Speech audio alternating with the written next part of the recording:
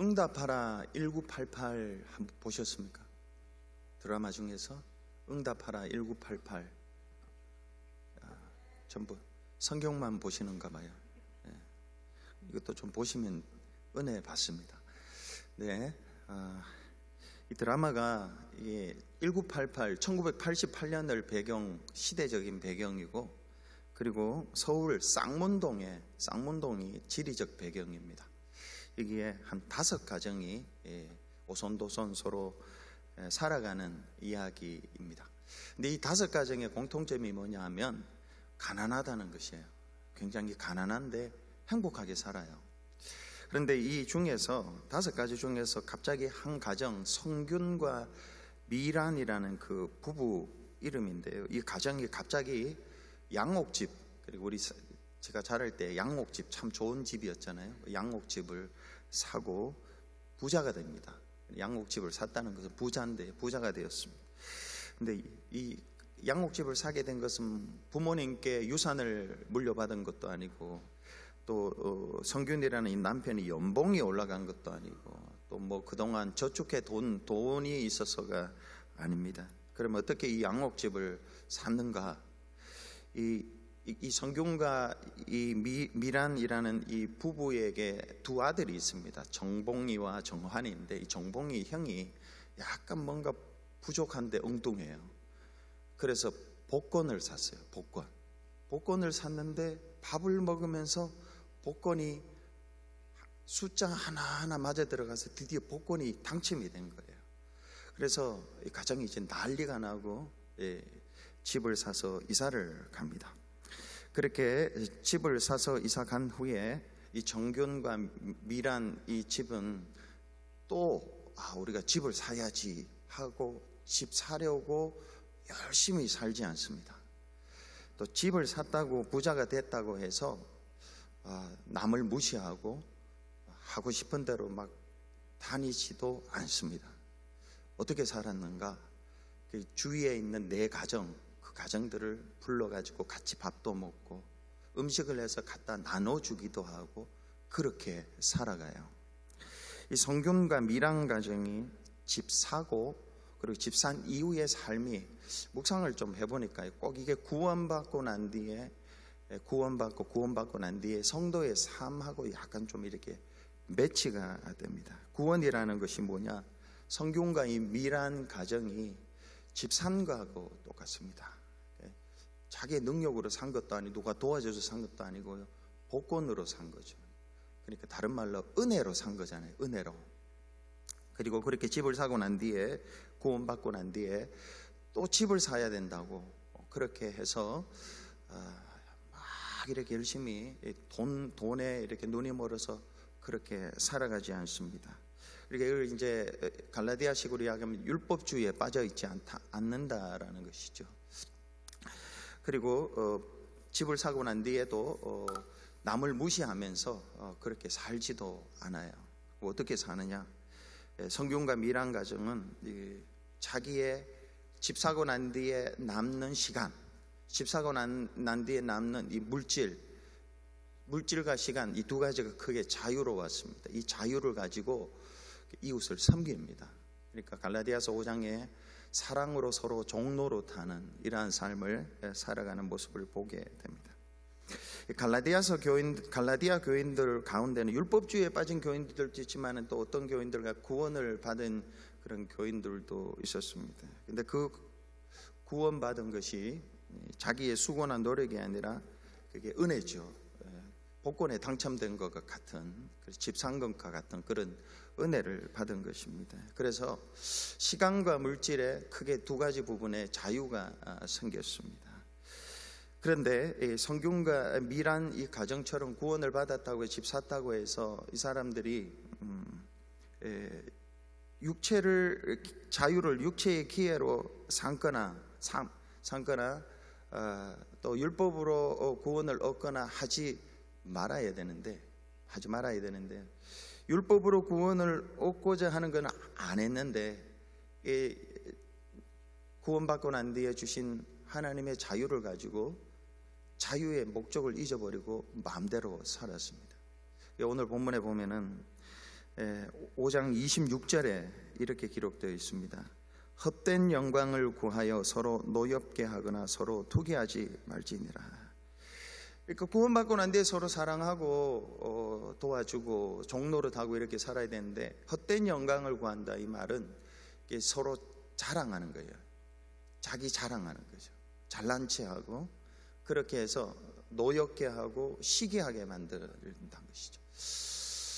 뿐만 아니라 오늘 본문에는 아닙니다만 갈라디아서 5장 15절에 보면은 만일 서로 물고 먹으면 피차 멸망할까 조심하라 하는 말씀이 있습니다. 갈라디아서 5장 15절입니다. 만일 서로 물고 먹으면 피차 멸망할까 조심하라.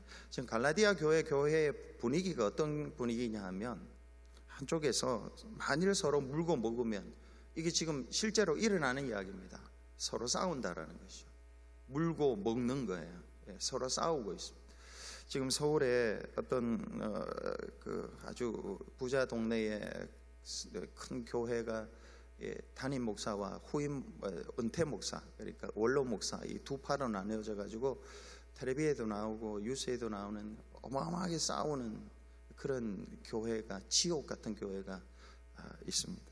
그렇게 되었다는 거죠. 이 갈라디아 교회가 서로 물고 먹는, 싸우는 분위기가 됐고요.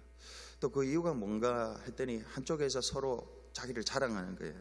헛된 영광을 구하니 서로 노엽게 만들고, 그리고 서로 투기하게 만들고 시기하게 만드는, 교회가 지금 그런 상황에 있다라는 것입니다. 여러분, 이들이 누가 그랬다고요? 누가 이렇게 헛된 영광을 구하여 서로 노엽게 하고 투기하게 만들고, 또 만일 서로 물고 먹으면 피차 멸망할까 조심하라고 했는데, 누가 물고 먹어요? 안 믿는 사람이요? 갈라디아 교인들이 지금 그렇게 하고 있다는 거예요. 갈라디아 교인들이 서로 물고 먹고 있고, 그리고 헛된 영광을 쫓아서 그런 사람이 막 자랑하고 하니까 어떤 사람은 노여워하고 시기하고 질투하는 사람들이 교회 밖에 있는 게 아니라 교회 안에서 지금 일어나고 있다라는 것입니다. 여러분, 이 일이 왜 그럴게? 오늘날에도 우리 교회들을 보면은 이런 일이 있죠. 서로 물고 먹고요. 그리고 헛된 영광을 쫓아서 노엽게 하고 투기하게 만드는 이런 일들이 오늘날도 교회 보면 있습니다.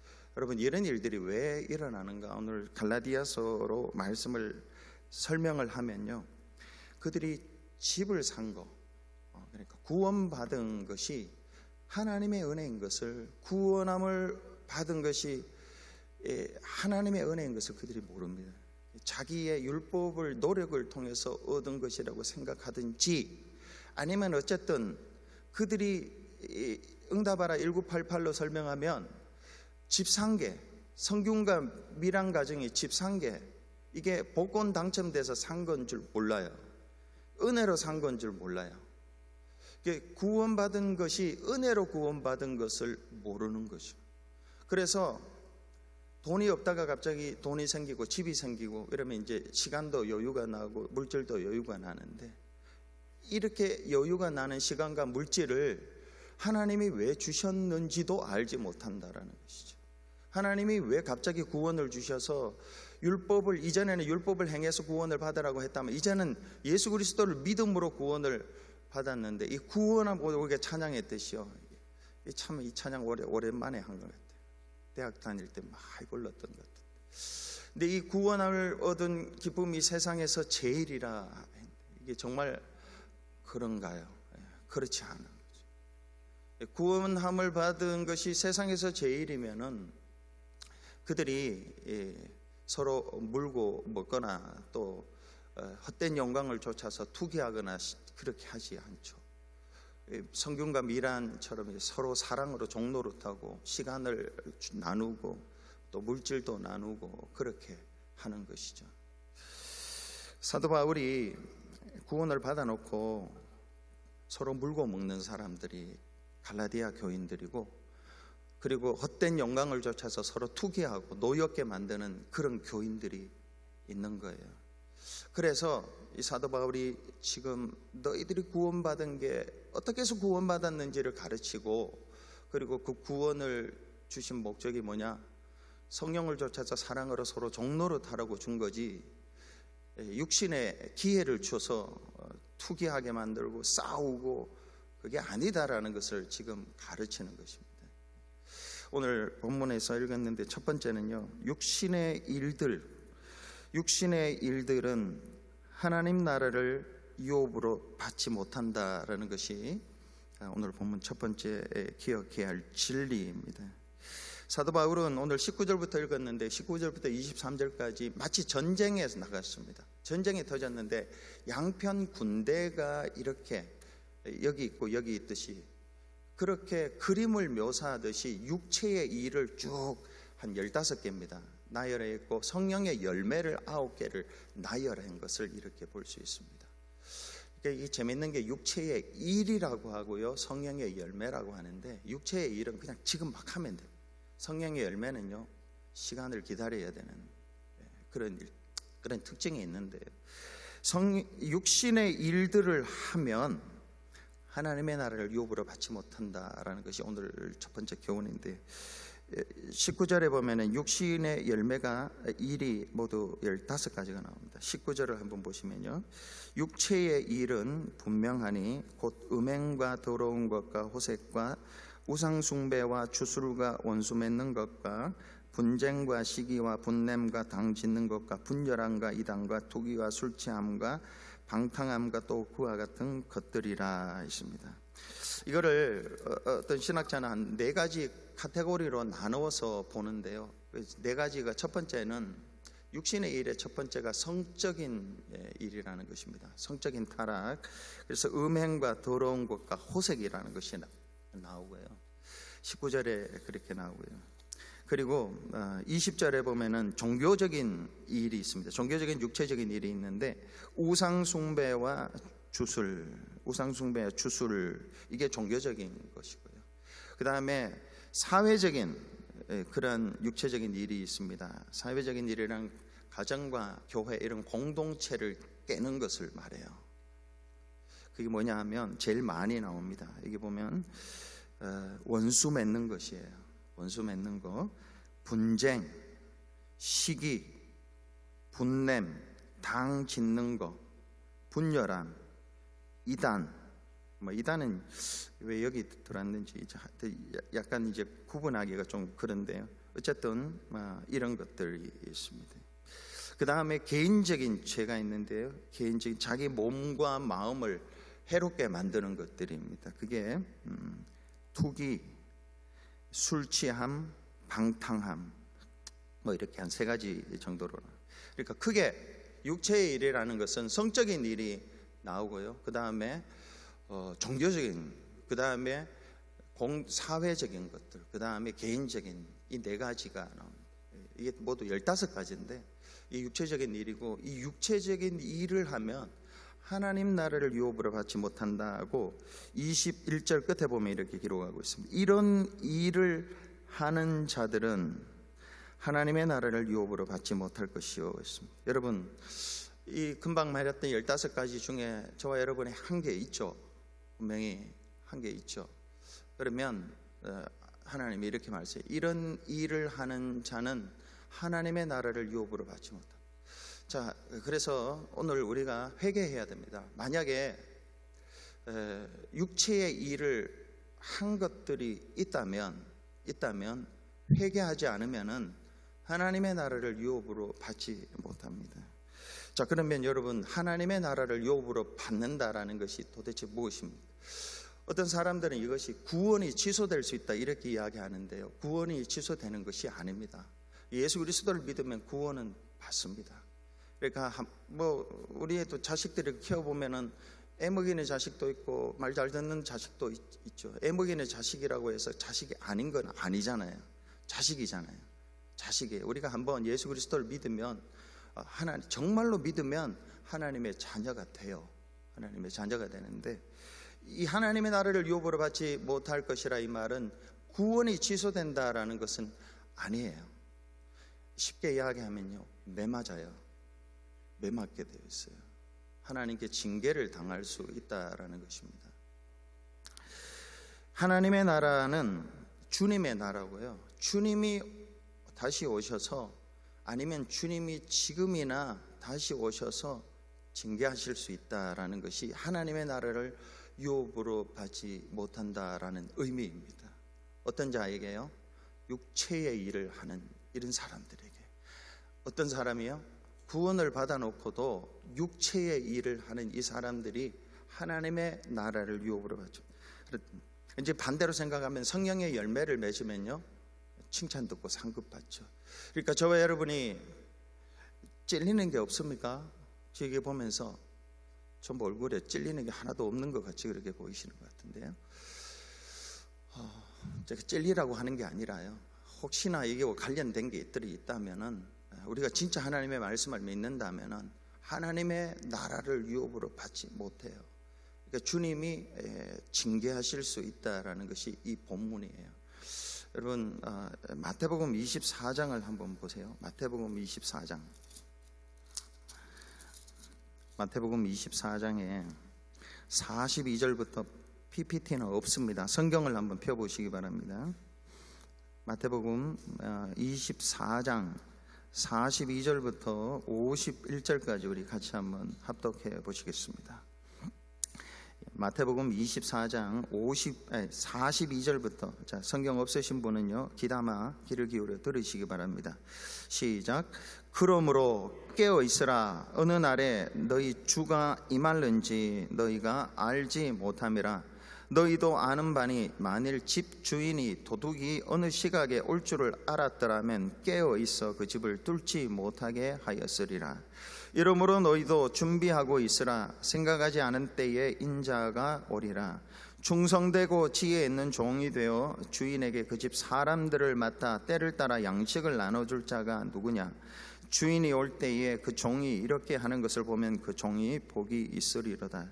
내가 진실로 너희에게 이르노니 주인이 그 모든 소유를 그에게 맡기리라.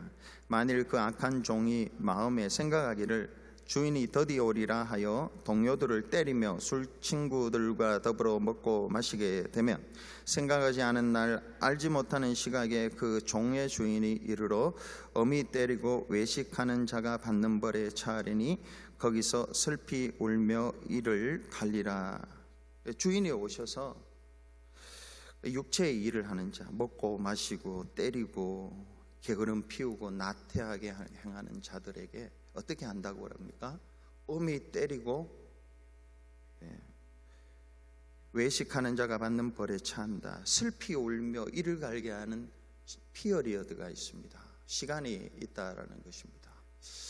그리고 25장에는 세 가지 비유가 있는데 달란트 비유가 나오죠. 5달란트, 2달란트, 1달란트 비유인데, 2달란트, 5달란트, 2달란트에게 상급 주고 1달란트 빼앗는 거죠. 이게 주님이 오셔서 하시는 일입니다. 육체의 일을 행하는 자에게, 성령의 열매를 맺는 자에게 행하시는 일이고, 그 뒤에 더 길게 기록되어 있는 것이 양과 염소의 비유입니다. 양에게는 칭찬하고, 25장 46절을 보면요, 마태복음 25장 46절에 보면 그들은 영벌에, 의인들은 영생에 들어가리라 하시니라. 이 말은요, 주님이 오셔서 육체의 일을 하는 자에게는 영벌, 이 영벌은 정말 오래 하나님이, 주님이 오셔서 심판하시고 징벌을 주시는 기간을 말해요. 그리고 그 기간이 끝나고 난 뒤에, 이 기간이 요한계시록 20장에 나오는 천년왕국과 해당되는 이야기예요. 그리고 이 기간이 다 끝나고 난 뒤에 요한계시록 21장, 22장 새하늘과 새 땅이 시작이 됩니다. 아무리 생각해도 그렇지 않습니까? 여러분, 예수 믿고 구원받고 난 뒤에 마음대로 사는 사람하고 하루 종일 일하고 그래도 여기 와서 예배드리고 헌금하고 수고하고 이 사람하고 똑같이 새하늘과 새 땅에 들어가면 이게 어디 공평한 겁니까? 그러면 안 되잖아요. 주님을 위해서 헌신하고 희생하고 고난당해도 말씀대로 산 그들에게 주님이 오셔서 영생을 주시는 거죠. 오른쪽에 있는 거죠. 근데 주님을 믿고 난 뒤에도 마음대로 산 사람이나 헌신하고 이상한 사람이나 똑같이 새하늘과 새 땅에 바로 죽어서 들어가면은 뭐 하려고 우리가 진짜 희생하고 헌신합니까? 그럴 필요가 없죠. 그러니까 우리가 죽어서 주님 오셔서 새하늘과 새 땅에 들어가기 이전에 요한계시록 20장에 천년왕국이라는 것이 있습니다. 여러분, 여기에는요 주님을 위하여 표를 받지 않고, 이마에 표를 받지 않고 손에 기호를 받지 않는 사람은 비록 이 세상에서 목배임을 당했지만은 주님과 함께 왕노릇, 천년 동안 왕노릇 한다는 말씀이 거기에 기록되어 있습니다. 오늘 본문에 육체의 일 15가지를 행하는 자들은, 이와 같은 자들은 하나님의 나라를 유업으로 받지 못한다. 이 말은 구원과 관련이 없습니다. 하나님의 심판과 관련이 있습니다. 그래서 행여나 우리 교회가, 우리 교인들 가운데, 오늘 저녁에 나오신 분들 가운데 이 15가지 육체의 일 가운데 우리가 행한 일이 있다면은 우리가 회개해야 됩니다. 회개하고 하나님 앞에 허물의 사함을 받고 그 죄의 가리우심을 받은 자가 복이 있다고 했는데, 그래야지 하나님의 나라를 유업으로 받습니다. 그러니까 주님이 오셔서 칭찬하시고 상급 주시고 또 이 땅에서도 하나님이 잘 되게 하실 수가 있는 것입니다. 말을 그냥 흘려 듣지 마시기 바랍니다. 두 번째는요, 오늘 본문에 두 번째는 성령을, 그래서 성령을 쫓아 살아야 됩니다. 육체의 일을 하면 안 되고요, 성령을 쫓아서 성령의 열매를 맺어야 되는데, 갈라디아서 5장 22절에서 23절을 보면요, 오직 성령의 열매는, 같이 읽어보겠습니다. 시작. 오직 성령의 열매는 사랑과 희락과 화평과 오래 참음과 자비와 양선과 충성과 온유와 절제니. 여기까지만 일단. 여러분, 9개의 열매가, 사랑이라는 것은 아가페라는 사랑이고, 지난주에 우리가 봤듯이 예수님이 배신한 베드로를 찾아가서 용서하시고, 사랑은 용서입니다. 한 번 더 기회 주고, 두 번 기회 주고, 끝까지 기회를 주는 게 사랑입니다. 주님의 사랑에 힘입어서 사랑을 하는 것입니다. 제가 새벽 기도 때 말씀을 나눴는데요, 예수 믿는 사람의 사랑은 달빛 사랑이라는 것입니다. 달빛 사랑. 햇빛 사랑은 자신이 스스로 열을 내서 하는 거지만, 달빛 사랑은 달의 햇빛을 받아서 빛을 내는 거죠. 저와 여러분이 하나님의 은혜를 받아서 빛을 내는 겁니다. 스스로 사랑은 없습니다. 하나님의 사랑을 받아서 1만 달란트 빚진 자의 그 사랑을 받았기 때문에 우리가 100데나리온의 용서를 할 수가 있는 거죠. 달빛 사랑을 하는, 이게 사랑입니다. 두 번째는 희락이라는 것은 기쁨인데요, 환경과 관련 없는 기쁨. 바울이 빌립보서에서 강조했던 그 기쁨, 감옥에서도 기뻐할 수 있는 그런 기쁨입니다.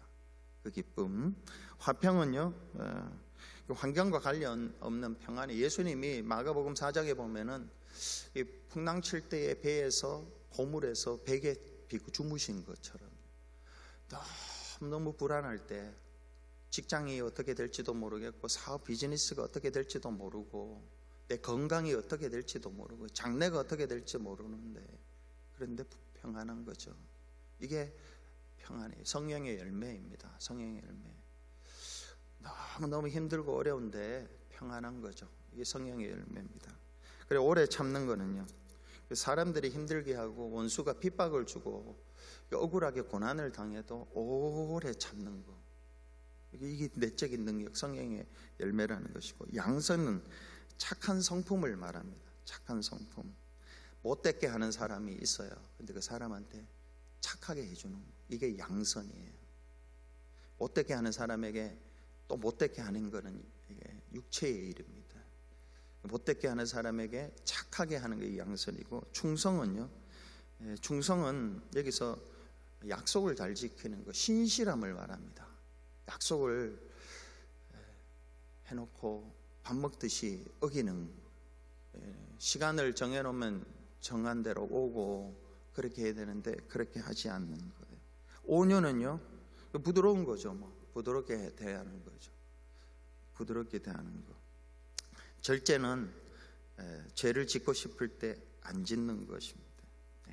근데 이 같은 23절에 보면은 이 같은 것을 금지할 법이 없느니라라는 것은, 이 말은요, 예수 그리스도를 믿는 자들에게는 이 열매가 무조건 열매를 맺어야 된다는 것입니다. 무조건 이 9가지 열매가 무조건 열매를 맺어야 됩니다. 그래서 성령의 열매, 이 9가지 열매하고 성령의 은사는 다르다는 것을 오늘 본문이 가르쳐줘요.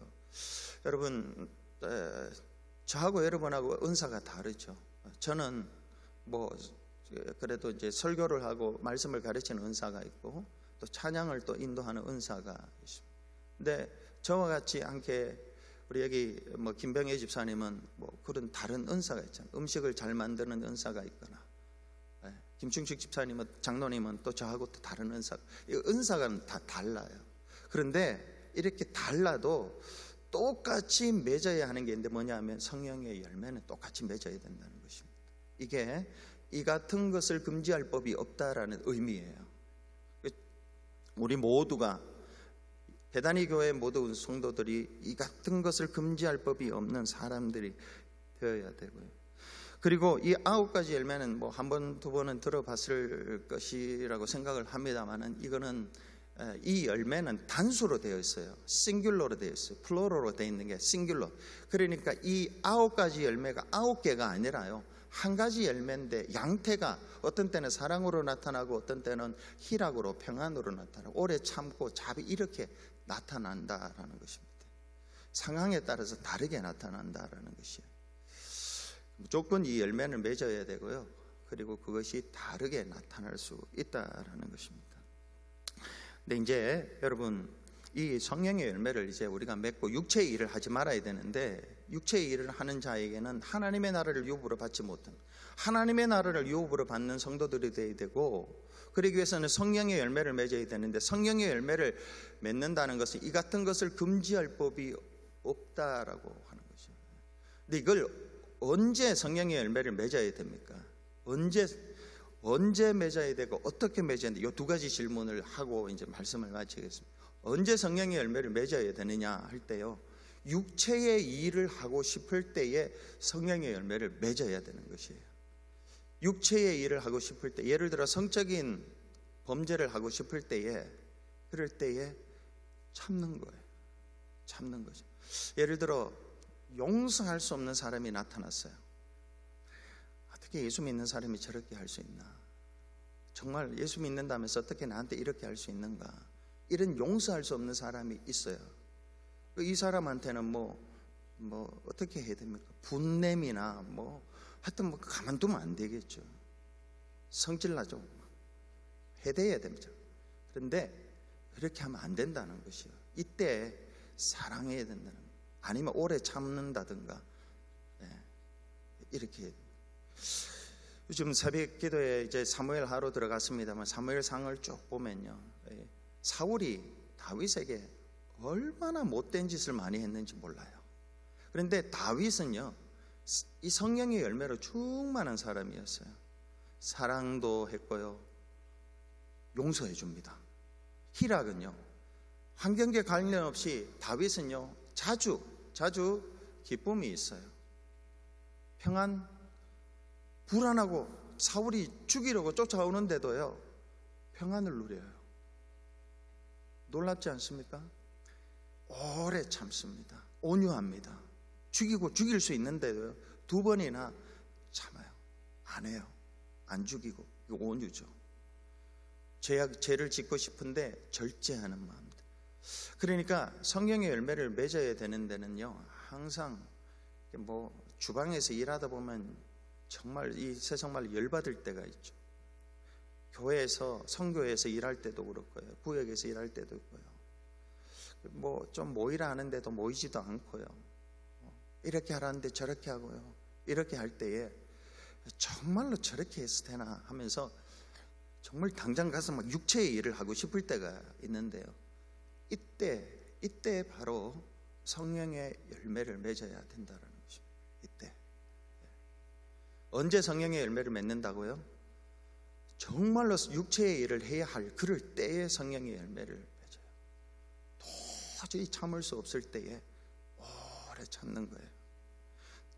도저히 용서할 수 없는 사람한테요 사랑하는 거죠. 정말 성질나게 하는 사람한테요 성질 안 내는 거예요. 참는 거예요.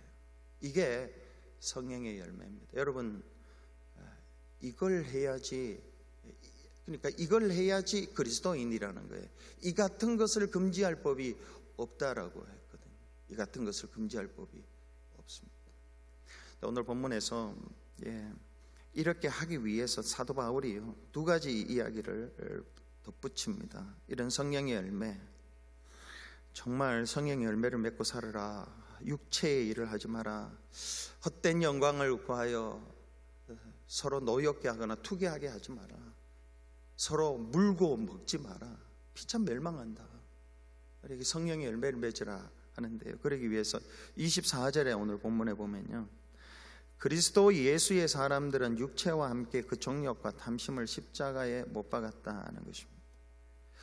그리스도 예수의 사람들은 육체와 함께 그 정욕과 탐심을 십자가에, 예수님과 세례받을 때에 십자가에 못 박힐 때에 이미 내 욕심, 정욕은 겉으로 드러나는 것을 말하고 탐심은 내 속에 있는 것이 겉으로 드러나는 게 정욕이고, 겉으로 드러나는 것이 속에 있는 것이 탐심이고 이렇습니다. 그러한 것들이 육체와 함께 십자가에 못 박으라가 아니고요, 이미 현재 완료형으로 못 박았느니라, 이미 못 박았다는 거예요. 못 박혀 죽었다는 거예요. 이거를 로마서에는 기억하라 그렇게 나오고요. 저와 여러분이 육체의 일을 하고 싶을 때가 있습니다. 이럴 때에 예수 그리스도의 사람들은 육체와 함께 그 정욕과 탐심을 십자가에 못 박았느니라, 이거를 기억하고 믿고 기억하고 믿고 그렇게 해야 됩니다.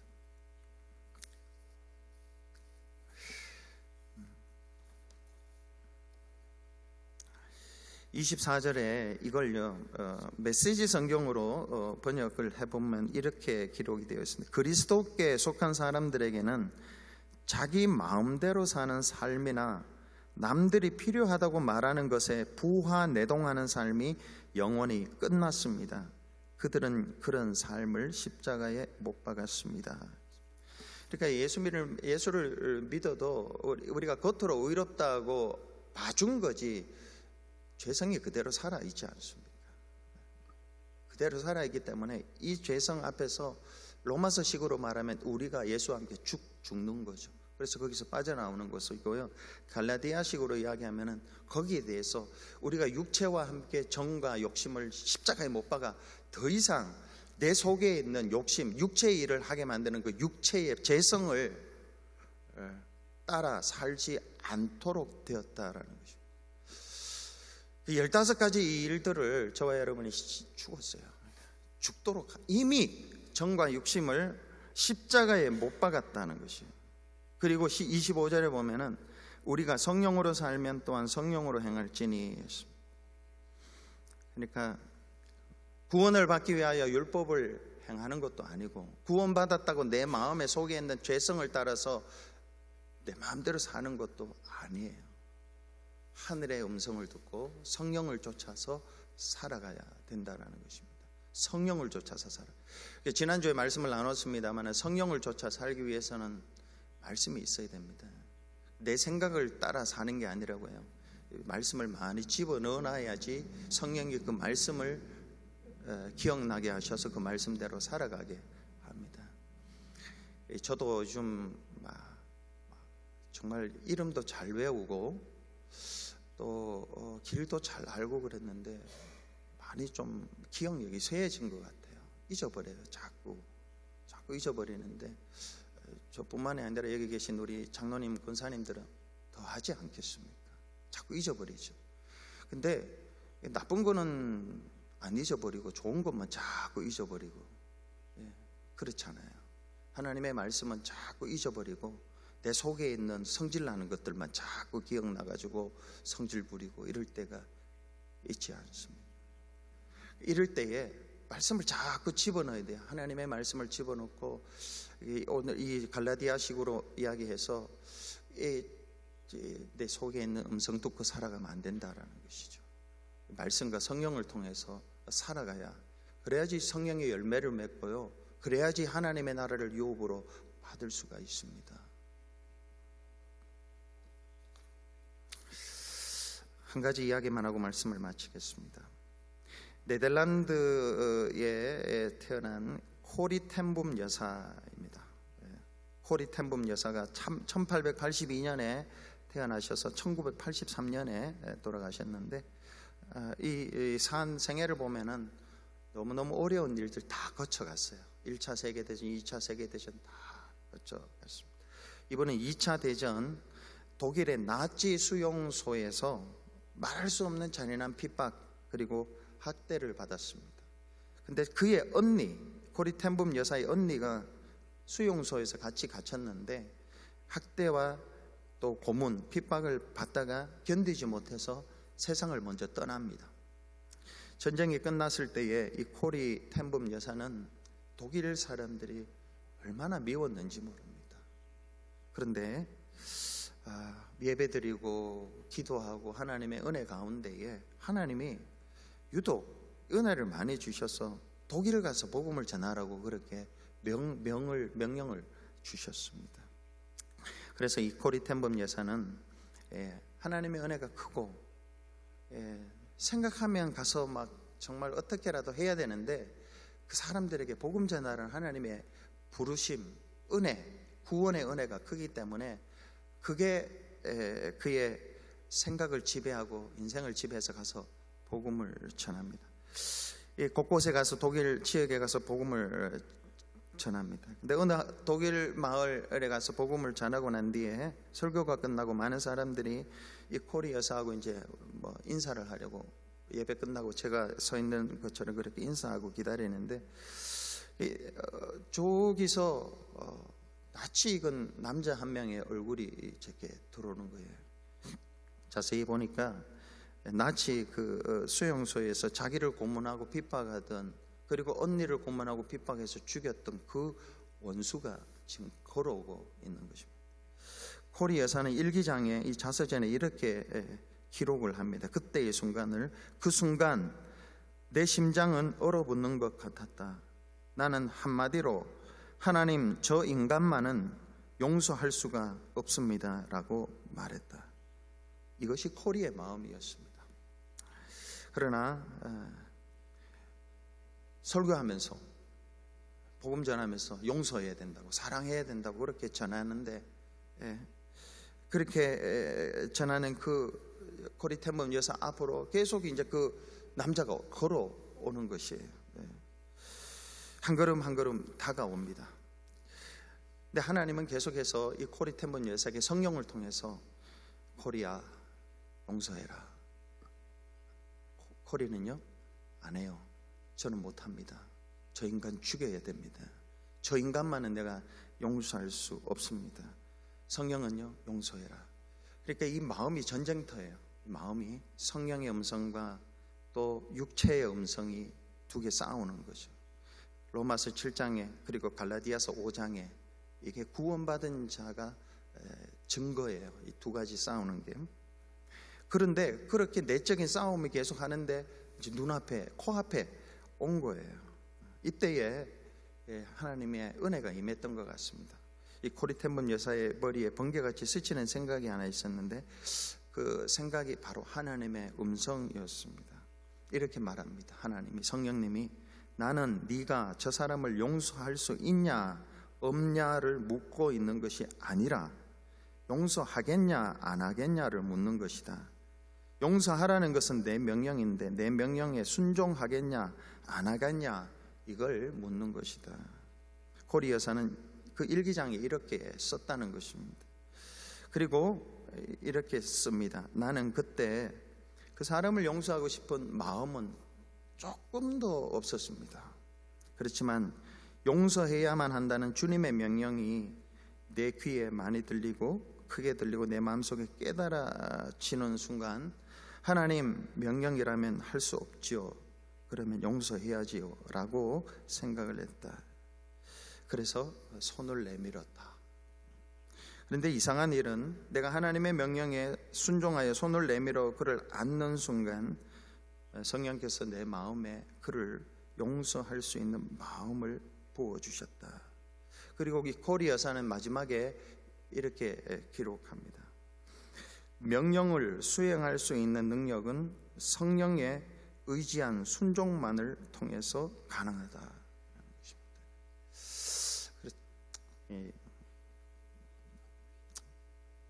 속 사람은, 그러니까 제 속에 있는 것은 그 사람 죽이고 싶죠.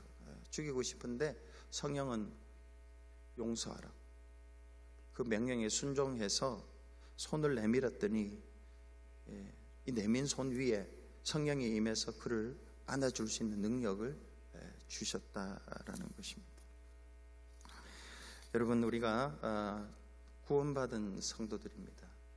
구원받은 성도들이고요. 육체의 일을 하면 하나님의 나라를 유업으로 받지 못한다고 했습니다.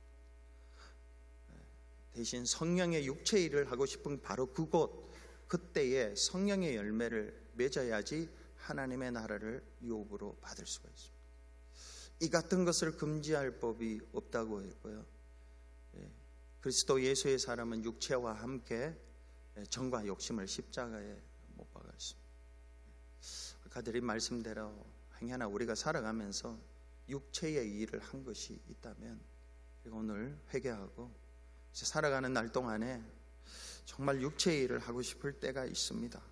정말 용서할 수 없는 사람들이 있고요, 정말 화나게 하는 사람들이 있고요, 약속을 안 지키는 사람들이 있고요, 사기치는 사람들도 있고요. 아마 저런 사람들이 많이 있습니다. 이럴 때에, 고를 때에 성령의 열매를 맺는 타임입니다. 그때에 우리가 정과 욕심이 육체와 함께 십자가에 못 박혀 죽었다라는 것을 기억하고, 그리고 성령께서 음성을 들려주실 거예요. 그때 그 성령의 음성에 순종하면 성령의 열매를 맺게 되고, 그리고 그때에 하나님으로부터 상급이 있을 것입니다. 겉으로 많은 일을 하는 게 중요하지 않는 것 같아요. 열매를 맺어야 되죠. 성령의 열매, 인격적으로 성령의 열매를 맺는 게 너무 중요한 것 같습니다. 우리 함께 우리 찬송가 한 곡 같이 부르겠습니다. 191